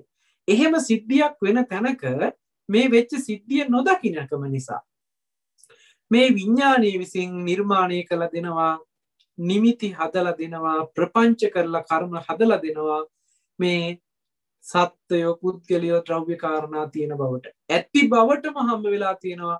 ඒ පැත්තට නැඹුරු වෙච්ච නිසා ඒ පැත්තට නැඹුරු වීමම තණ්හාව. ඒක අල්ලා ගැනීම උපාදාන මට්ටමටපත් වෙනවා. අල්ලාගත්තට පස්සේ ඒක තුල ඇති බවට ඉතුරු වෙනවා භවයක්ම හදනවා. දැන් භවය හැදුවනම් ඒ ජාති ජරා ව්‍යාධි මරණ කියන දුක් ටික විඳින්න සිද්ධ වෙනවාමයි. ඒ නිසා අපේ ජීවිතේ අපි මේක නිවැරදිව සිද්ධ වෙච්ච සිද්ධිය මොකක්ද කියන යථාර්ථ දර්ශනය අහලා දැනගෙන ඒ පැත්තට අපේ මනස හැරවලා නුවණ හරවලා ඒ තුල කටයුතු කරපුවාම නුවණින් හොඳට විමසලා බලපුවාම නුවණට ප්‍රත්‍යක්ෂ වෙනවා වෙලා තියෙන්නේ මෙන්න මේ වගේ හේතුඵල ධමයක් නේද කියලා. හේතු නිසා හටගන්න බවකුත් හේතු නැති වෙනකොට නැති වෙන බවකුත් කියලා කියන්නේ මෙන්න මෙතන සිද්ධිය කියලා. ඇහැ රූප චක්කු විඥාන නිසා ස්පර්ශයකුත් ස්පර්ශ නිසා වේදනා සංඥාවකුත් ඒක දැනගන්නා වූ විඥානයකුත් ඉපදලා තියෙනවා. මේ හේතු නැති වෙනකොට මේ ධර්මතා ටික නැති වෙනවා කියලා දැන් හොඳට හේතුඵල ධර්මයට හිත තියලා චතුරාර්ය සත්‍ය දර්ශනයට හිත තියලා හොඳට නුවණ වඩව ගන්නවා. දැන් නුවණින් යුක්තව කටයුතු කරනකොට මේ කෙනාගේ නුවණට හොඳටම සාක්ෂාත් වෙන කාරණයක් තමයි කොයිම වෙලාවකවත් සතර මහා ධාතු රූපය ඇහැට හම්බ වෙලාම නැහැ. ඇහැට කවමදාකවත් සතර මහා ධාතු රූපේ බලන්න බෑ. සතර මහා ධාතු රූපේ රාශි වෙලා තිබුණ ඒ හැඩය තමයි ඇහැට වැටුණ ඡායාව. ඇහැට වැටුණ ඡායා මාත්‍රය විතරයි ඇහැට හම්බ වෙලා තියෙන්නේ. මේ ඇහැට වැටුණ ඡායා මාත්‍රය එහෙම නැතිනම් චක්කු ප්‍රසාදයට වැටුණ ඡායා මාත්‍රයට හිතත් යොමු කරපුවාම මේ තුන්දෙනාම නිසා මේ තුන්දෙනාටම අයිති නැති මේ තුන්දෙනාම නොවන අලුත් ධර්මතාවයක් උපදිනවා. ඒකට කියනවා ස්පර්ශය කියලා. මේ ස්පර්ශය ඇහැවත් රූපේවත් චක්කු විඥානේවත් වෙන්නේ නැහැ. මේ තුන්දෙනාටම අයිති නැහැ. මේ තුන්දෙනාගේම ගති ලක්ෂණ වලින් වෙනස්. නමුත් මේ තුන්දෙනාම නැතුව උපදින එකකුත් නෙමෙයි. තුන්දෙනා එකට එකතු වෙච්චාම උපදින ඵලයක්.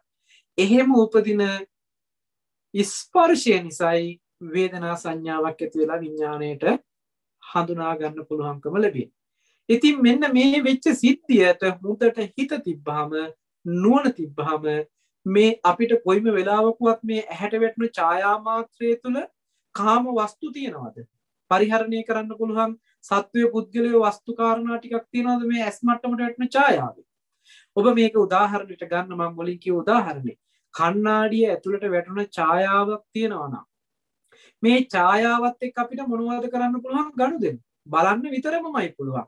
අල්ලන්න බෑ, තද කරලා අල්ලන්න එහෙම නැතිනම් වැළඳ ගන්න බෑ, ඒකේ අඩුපාඩුම ගන්න බෑ, එහෙට මෙහෙට කරන්න බෑ, ඔසව ගන්න බෑ. මේකත් එක්ක වෙන කිසිම භෞතික කිසිම ගනුදෙනුවක් කරන්න පුළුවන් සිද්ධියක් නෑ මේ කණ්ණාඩියට වැටෙන ඡායාව. කණ්ණාඩියට වැටෙන ඡායාවේ බලන්න ඉන්නවද කියලා පුද්ගලයෝ? කණ්ණාඩියට වැටෙන ඡායාව ඇතුලේ ඉන්නවද කියලා පුද්ගලයෝ? කණ්ණාඩියට වැටිලා තියෙන ඡායාව තුල අල්ලන්න පුළුවන් භෞතික දේවල් තියෙනවද කියලා බලන්න. පරිහරණය කරන්න පුළුවන් භෞතික සාධක මොනවාක්වත් තියෙනවද කියලා බලන්න. එහෙමනම් මේ ඡායාව ඡායා මාත්‍රයක් විතරයි. කණ්ණාඩියට වැටුණ ඡායාවෙන් කරන්න පුළුවන් එකම දේ බලනවා කියන දේ විතරයි. පේනවා කියන සිද්ධියක් එකට අන්තර්ගතයි. ඇහැට වැටුණ මේ ප්‍රසාදයට වැටුණ මේ ඡායා මාත්‍රය එහෙම නැතිනම් ඡායා රූපය උපාදාය රූපය කියලා නම් කරනවා. මේ උපාදාය රූපයට සත්වය පුද්ගලයෝ ද්‍රව්‍ය කාරණා කිසිවක් හම්බ වෙන්නේ නැහැ. හම්බ වෙන්නේ එකම දේ බලන්න පුළුවන්කම කියන සිද්ධිය උපදවන එක විතරයි. ඒ නිසා ඇහැට වැටුණ මේ ඡායාවත් එතෙන්ට යොමු කරපු හිතත් නිසා ස්පර්ශ වේදනා සංඥා විඥාන කියන ධර්මතා ටික උපදිනකොට අපි බැලුවා කියන වචනේ කතා කරනවා. ඒ කියන්නේ පේනවා කියන සිද්ධියක් කතා කරන්න පුළුවන්. එහෙමනම් මේ සිද්ධිය තුළ ඒ වෙලා තියෙන එකම දේ පේනවා කියන සිද්ධියකට වැය වෙලා. අපිට අද මේ පේනවා කියන සිද්ධිය තුළ ওই ධර්මතා ටික ඔක්කොම වැය වෙලායි තියෙන්නේ. ඒ නිසා වැය වෙලා තියෙන නිසා අපිට එකක්වත් ප්‍රකටව බලන්න බෑ.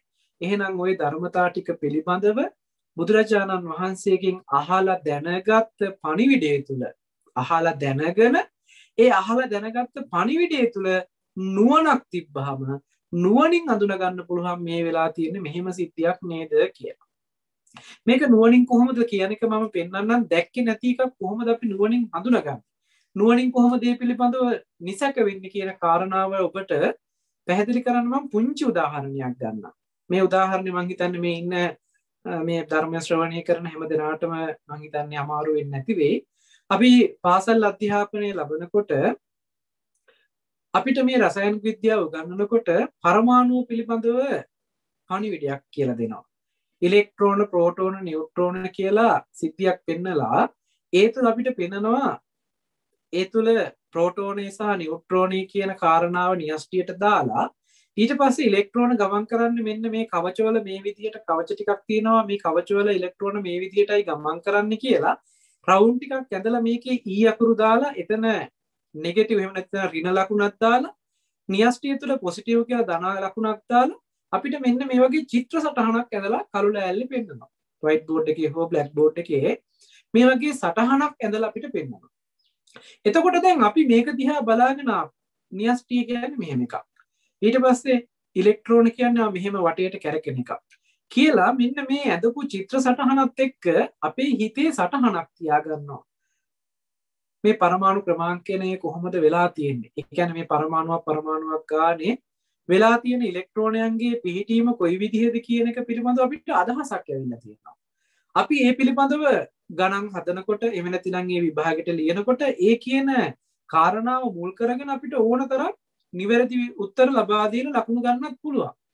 හැබැයි මම අහන ප්‍රශ්නේ තමයි මෙතනදී ඉලෙක්ට්‍රෝන කවදාකවත් අපි පියවියෙන් දැකලා තියෙනවද?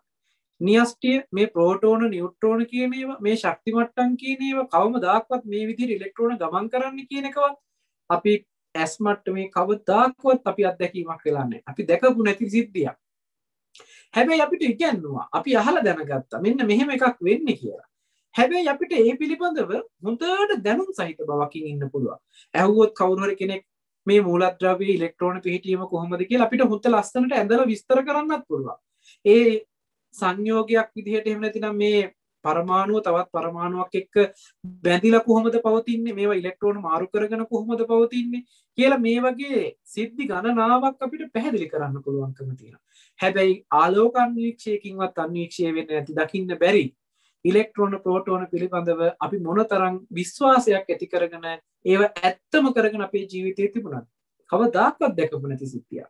බලන්න මේ දැකපු නැති දේවල් අපේ මනසේ සංඥා සටහන් විදිහට ඉතුරු කරලා අපිට නැවත සිහි කරගන්න පුළුවන් පරිසරයක් හදලා අපි මහා දැනුමක් තියනවා කියන තැනකින් අපේ මනස ඔසවලා තියෙනවා. ඇත්තට මේක ලොකු දැනුමක්.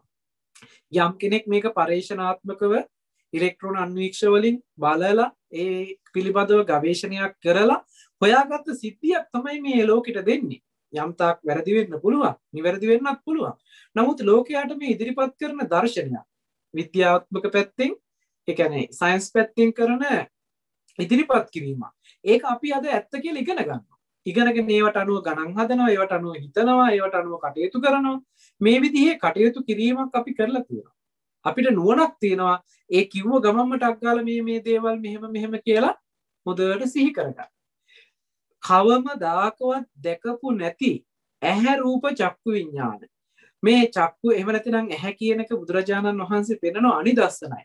නිදර්ශනයක්වත් දෙන්න බෑ. කවදාකවත් දැකලත් නැහැ, දකින්නෙත් නැහැ, මතුවට දකින්නත් බෑ කියලා. චක්කු විඥානය කියන එක දකින්න පුළුවන් එකක් නෙමෙයි. වර්ණය කියන එක විතරයි අපිට දකින්න පුළුවන්කම තියෙන්නේ. එහෙම නැත්නම් වර්ණ රූපේ විතරයි අපිට දකින්න පුළුවන්කම තියෙන්නේ. සනිදස්සන එකම රූපේ වර්ණ රූපේ. එතකොට මේ ඇහැවත් දැකලා නැතිකොට ඒ ඇහැවත් රූපේවත් චක්කු විඥානියවත් කියන මේ තුන්දෙනා එකතු වෙලා ස්පර්ශයක් වෙනවා කියන එකවත් ස්පර්ශය නිසා වේදනා සංඥාවක් ඇති වෙලා ඒක විඥානය විසින් හඳුනනවා කියන මේ කියන කාරණා ටික අපිට දකින්න බෑ එකපාරකට මේ කිව්වට මේ සිද්ධිය මෙහෙමයි කියලා.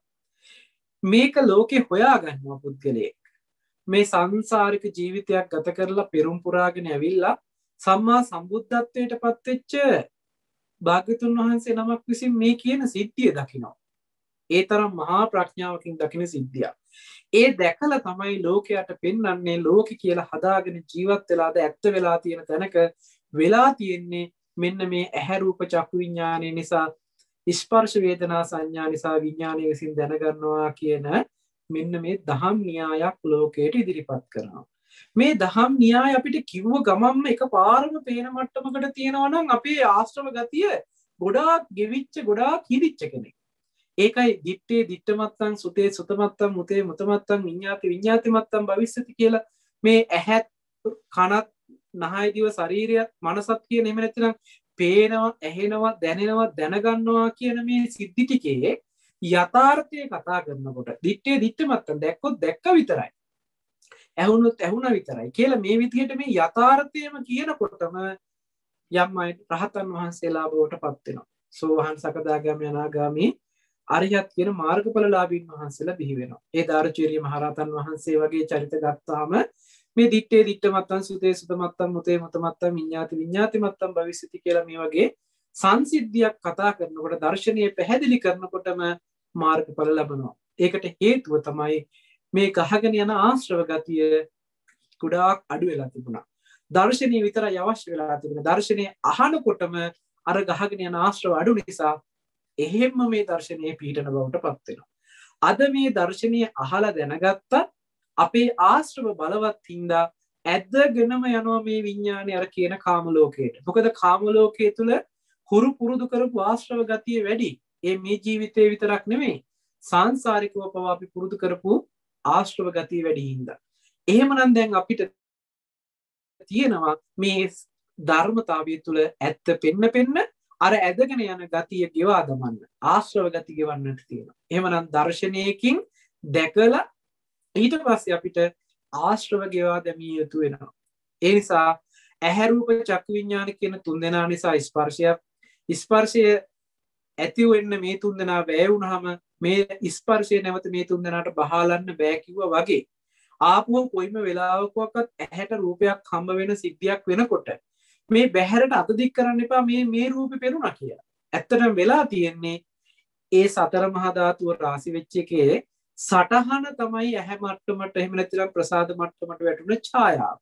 ඇහත් රූපයක් කිව්වහම මේ ඇහැට වැටුණ ඡායාවයි විඥානයේ තෙට යොමු වුණාම දකින්නවා කියන සිද්ධියකට වැය වෙන්නේ. එහෙම නැත්නම් දකින්නවා කියන සිද්ධියක් නිර්මාණය වෙනවා. අපිට යමක් දකින්නකොට වෙලා තියෙන්නේ ඇහැ රූප චක්කු විඤ්ඤාණ කියන තුන් දෙනා එකතු වෙලා ස්පර්ශ වේදනා සංඥා ඇති වෙලා විඥානයගේ දැන ගැනීමකට ගියා කියන මේ සමස්ත සිද්ධියම මේ සිද්ධියම කියන එක ගන්න ඔසවලා පේනවා කියන තැනට අද අපිට පේනවා කියන එක විතරයි ප්‍රකට. පේනවා කියන එකේදී ගන්න එපා මේ එළියෙන් තියෙන එකක් පේනවා. එහෙම නැත්නම් මේ බහැර තියෙන එක පේනවා කියන තැනකින්. ඇත්තටම වෙලා තියෙන අපි බලාගෙන ඉඳලා තියෙන්නේ ඇහැට වැටුණ ඡායා මාත්‍රේ විතරමයි.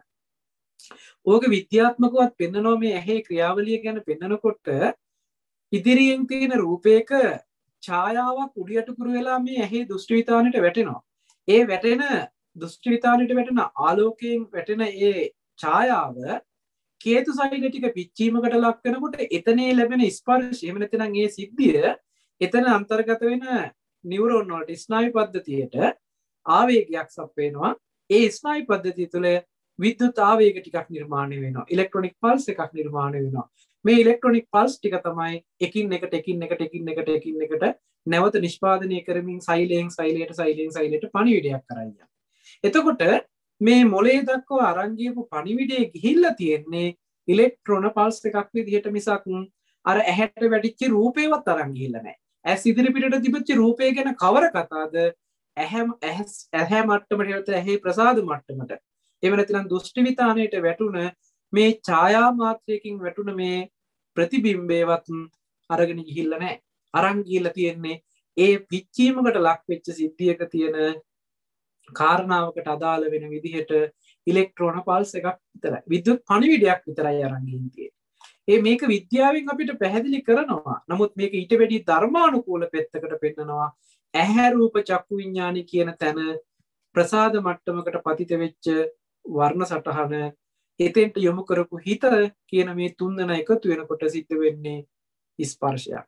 ස්පර්ශය නිසා තමයි වේදනා සංඥාවක් ඇති වෙන්නේ. වේදනා සංඥාවක් ඇති වුණාට පස්සේ විඥානීය විසින් හඳුනා ගැනීමකට ලක් වෙනවා. විඥානීය විසින් හඳුනා ගැනීමකට ලක්ුනේ සංඥා මාත්‍රයක් විතරයි. නමුත් මෙන්න මේ සංඥා මාත්‍රයද අර හේතු නැති වෙනකොට නැති වෙනවා කියන සිද්ධිය. අපි නිකන් උදාහරණයකට හිතන්න කණ්ණාඩියක් අතට අරගෙන අපි මේ කණ්ණාඩිය එක එක පැති වලට හරව බලනකොට අපි හිතමුකෝ එක පැත්තකට හරවනකොට ඒ පැත්තේ තියෙන රූපවල ඡායාව මේ කණ්ණාඩියට පතිත වෙනවා. ඒ පතිත වෙච්ච ඡායාව එහෙමම තියාගෙන අපිට අනිත් තව එකක් පැත්තට හරවන්න පුළුවන්ද කියලා බලන්න. ඒ පැත්තට අනිත් තව පැත්තකට මේ කණ්ණාඩිය හරවනකොටම අර කණ්ණාඩියට වැටිච්ච ඡායාව ඉතුරු නැතුවම නැති වෙලා අලුතෙන් ඡායාවක් වැටෙන පරිසරය ඇතිවෙනවා.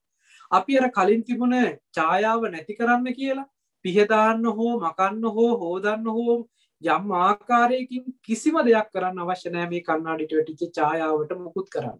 මොකද වෙන පැත්තකට හරවනකොටම කලින් තිබුණ ඡායාව ඉතුරු නැතුවම නැති වෙලා ඉවරයි.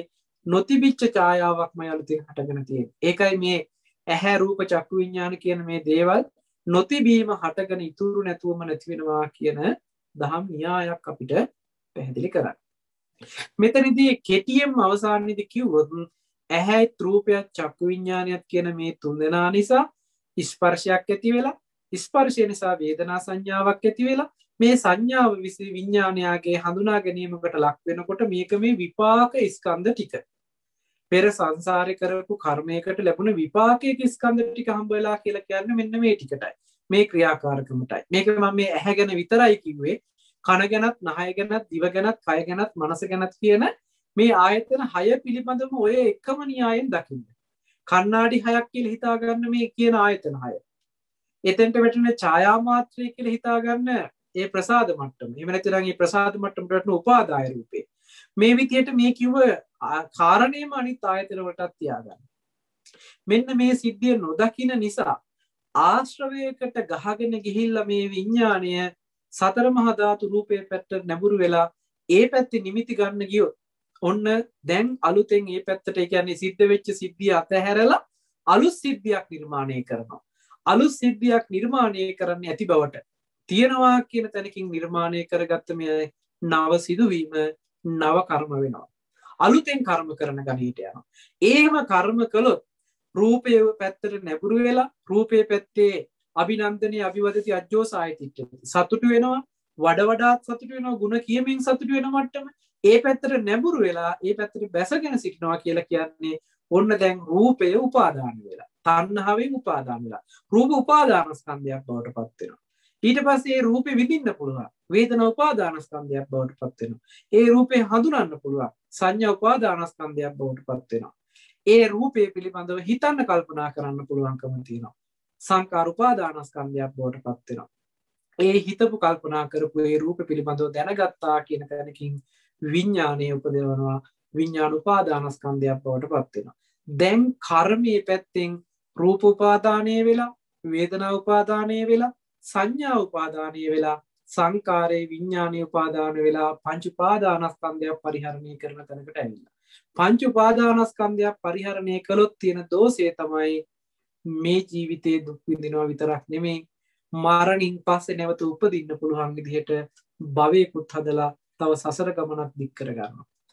මෙන්න මේ විපාක මට්ටමේ තියෙන සිද්ධියට යථාර්ථ සිද්ධියකට යථාභූත ඥාන දර්ශනයක් උපදවගෙන ඒ පැත්තට නුවණ නොතිබිච්ච එකේ දෝෂය නිසා ආශ්‍රවයට ගහගෙන ගිහිල්ලා කාම මට්ටමට උපදිනවා නම් සතර මහා ධාතු වල ද්‍රව්‍ය කාරණා හම්බ වෙන මට්ටමකට ගිහිල්ලා තිබුණොත් කාම ලෝකයක්ම හදාගෙන තියෙනවා. ඇහත් රූපයත් චක්කු විඥානයත් කියන මට්ටමේදී ඒවා ඇති බවට ඉතුරු වුණොත් ඒවා නිමිති අරගෙන ඒවා ඇති බවට ඉතුරු වුණොත් රූපාවචර මට්ටමක් හම්බ වෙනවා. සංඥාවක් නේද මේ විඥාණයට හඳුනා ගන්න තියෙන සංඥාව නිත්‍ය සංඥාවක් විදිහට ගත්තොත් මේක අරූපාවචර උපද්දවනවා. තුන් භූමියක් ඇති වෙනවා මේ ක්‍රියාවලියට හිත තියෙන තැන අනුව. හේතු නිසා හටගෙන හේතු නැති වෙනකොට නැති වෙනවා කියලා බැලුවොත් මේ කිසිම තැනක් ඉතුරු වෙන්නේ නැහැ. හේතු නිසා හට ගන්නවා හේතු නැති වෙනකොට නැති වෙනවා කියන මුළු චතුරාර්ය සත්‍ය දර්ශනය දැකලා හේතුඵල න්‍යායක් දකිනකොට මේ කෙනාට කිසිම සංඥා සටහනක් ඉතුරු වෙන්නේ නැහැ. ඉතුරු නැතුවම නැති වෙනවා කියන සිද්ධියක් විද්‍යමාන වෙනවා. ඉතුරු නැතුවම නැති වෙන්නේ හේතු නිසා හටගෙන හේතු නැති වෙනකොට ඉතුරු නැතුවම නැති වෙන හින්දා මෙයාට නිත්‍ය සංඥාව පිහිටන්නේ නැහැ මේ කිසිම කාරණාවක. ඒ නිසා මෙයාට අනිත්‍ය සංඥාව ඔප්පු වෙලාම පේනවා. අනිත්‍ය සංඥාව ඔප්පු වෙලා පේන සිද්ධියකදී මේ කෙනාට කාම ලෝකේවත් රූප ලෝකේවත් අරූප ලෝකේවත් කියන මේ තුන් භූමියක්ම ඉතුරු වෙන්නේ නැහැ. මේ කෙනා ලෝකෝත්තර භූමියකටපත් වෙනවා. ඒ විදිහට තමයි තුන් භූමියෙම මුදවලා ලෝකෝත්තර භූමියකටපත් කරන වැඩපිළිවෙල තියෙන්නේ.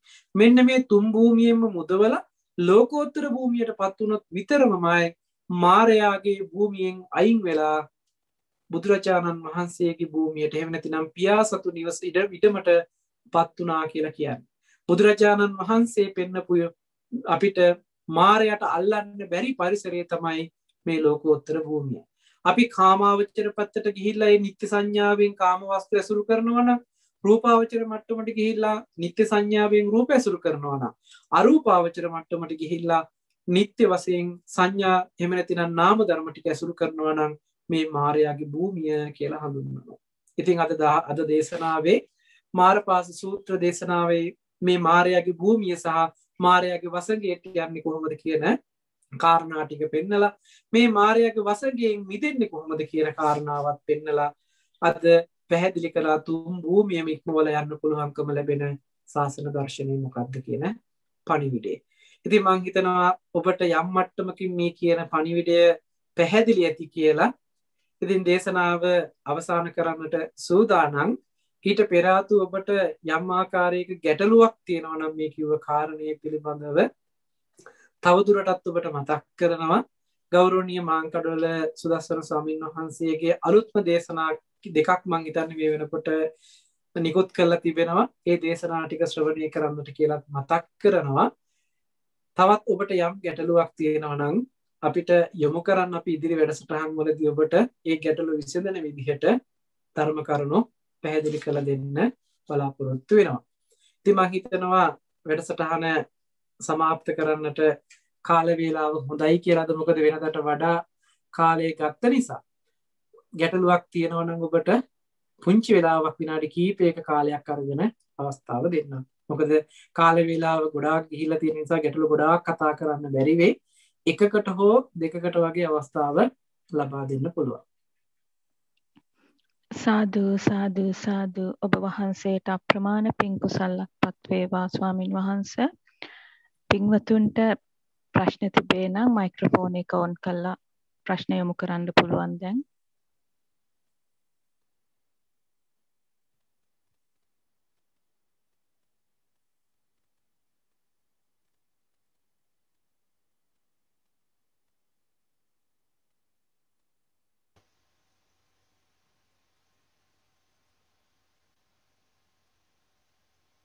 ඉන්ද්‍රා දිසානායක මහත්මිය ප්‍රශ්නයක් තිබේ නම් දැන් යොමු කරන්න කරුණාකරලා. ගරු ස්වාමීන් වහන්සේ බොහොම කෙටි ප්‍රශ්නයක් මේ තියෙන්නේ දැන් තින්හං සංහති පස්සෝ කියලා දැන් රූප එකතු වෙලා විඥානය එකතු වුනහමනේ වෙන්නේ. ඒ වුණාට දැන් අපි මේ රූපයක් දකිනකොට චක්කු ප්‍රසාදයට වැටුනහම ඇතුලේ තියෙන්නේ වර්ණ රූප සටහනක්නේ. වර්ණ රූප සටහන එතකොට නාම ධර්මයක් හැටියටද ගණන් ගන්නේ? නෑ. ඒක උපාදාය රූප කියලා පෙන්වන්නේ ඒකයි. ඒක සතර මහා ධාතුව නිසා උපන් රූපයක් කියන එකයි. ඒකට සතර මහා ධාතුව වැය වෙලා. සතර මහා ධාතුව වැය වෙලා සතර මහා ධාතුව නිසා උපන් උපාදාය රූපය කියලා කියන්නේ ඒ නිසායි. මොකද ඇහැ කියන්නේ උපාදාය රූපයක්. ඇහැට පතිත වෙච්ච වර්ණ සටහන කියන්නේ උපාදාය රූපයක්. මේ උපාදාය රූප දෙකම නාම ධර්ම පැත්තේ ක්‍රියාවලියක් නොවුනේ නම් වෙන්නේ නැහැ. ඒ කියන්නේ ප්‍රසාද මට්ටම තිබුණොත් විතරමයි උපාදාය රූපයක් මේකට ග්‍රහණය කරගන්න පුළුවන්. ඔකට කියන්නේ ගෝචර රූප. කියන්නේ ගොදුරු කරගන්නවා කියන්නේ. ඇහැ වර්ණ රූපේ ගොදුරු කරගත්තා. ඇහැට පුළුවන්කම තියෙන්නේ වර්ණ රූපේ ගොදුරු කරගන්න විතරයි. සතර මහා ධාතු නිසා උපදින උපාදාය රූප වලින් වර්ණ රූපේ ගොදුරු කරගන්න හැදිච්ච ප්‍රසාදය තමයි චක්කු ප්‍රසාදය කියන්නේ. සද්ද රූපේ ගොදුරු කරගන්න පුළුවන් විදිහට හැදිච්ච එක තමයි සෝත ප්‍රසාදය කියන්නේ. ඊළඟට ගන්ධ රූපය මේ ගොදුරු කරගන්න පුළුවන් විදිහට හැදිච්ච එකට තමයි ගාන ප්‍රසාදය කියන්නේ. රස රූපේ ගොදුරු කරගන්න පුළුවන් විදිහට හැදුන නිසා තමයි ජීව ප්‍රසාදය. කාය ප්‍රසාදය කියන්නේ පොට්ටබ්බය උදුරලා ගන්න පුළුවන්කම නිසා. මේ විදිහට මේ ආයතන පහේ ගත්තාම එකක් ගානේ අර කණ්ණාඩි ටිකක් කියලා කිව්වේ ඒක එක කණ්ණාඩියක් තියෙනවා රූප සටහන් විතරයි වැටෙන්නේ. තව කණ්ණාඩියක් තියෙනවා ශබ්ද සටහන් විතරයි වැටෙන්නේ කණ්ණාඩියට. තව එකක් තියෙනවා ගන්ධ සටහන් විතරයි වැටෙන්නේ. ඒ කියන්නේ රූපේ ඡායාවක් විතරයි ඇහැට වැටෙන්නේ. සද්දේ ඡායාවක් විතරයි කනට වැටෙන්නේ. මොකද කනට එපිටින් තිබිච්ච සද්දයක් ඇහුණා කියලා කිව්වොත් වැරදි. ඒ සද්දේ එහෙම නැතිනම් එළිය වෙච්ච සිද්ධියකින් ලැබිච්ච ඵලය කනේ ඇතුලේ ප්‍රසාද මට්ටමට වැටෙන්න ඕනේ. අපි කියන්නේ කම්බරේ කම්පණය වෙලා ඒ එන සිද්ධි ටිකක් වෙන්න ඕනේ. එළිය කොච්චර සද්ද තිබුණත් මේක වැඩ කරන්නේ නැත්නම් ඇතුලට සද්දේ ඇහුණා කියන සිද්ධියක් පනවන්න බෑනේ. එහෙමයි.